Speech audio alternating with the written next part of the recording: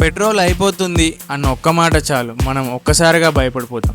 కానీ నిజమేమిటంటే తెలంగాణలో ఫ్యూయల్ కొరత లేదు. మన రియాక్షన్ వల్ల కనిపిస్తున్న తాత్కాలిక పరిస్థితి మాత్రమే.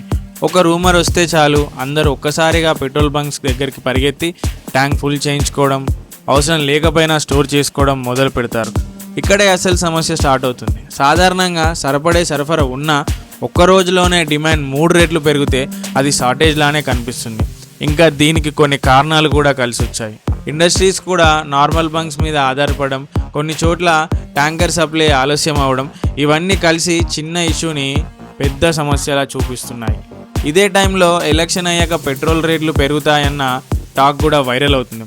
కానీ 2026 west Bengal legislative assembly election లాంటి ఎన్నికలు దేశంలో ఫ్యూయల్ సప్లైని ఆపవు.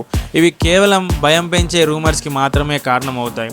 సింపుల్గా చెప్పాలంటే ఫ్యూయల్ ఉంది, సప్లై ఉంది, కానీ మనం ఒక్కసారి భయంతో ఎక్కువగా తీసుకోవడం వల్ల షార్టేజ్ అనిపిస్తుంది.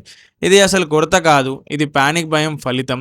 కాబట్టి రూమర్స్ని నమ్మకండి, అవసరమైనంత మాత్రమే తీసుకుంటే ఇలాంటి పరిస్థితి అసలు రాదు. చివరిగా ఒక విషయం గుర్తుంచుకోండి, చాలాసార్లు సమస్య బయట నుంచి ఉండదు, మన స్పందనలోనే ఉంటుంది.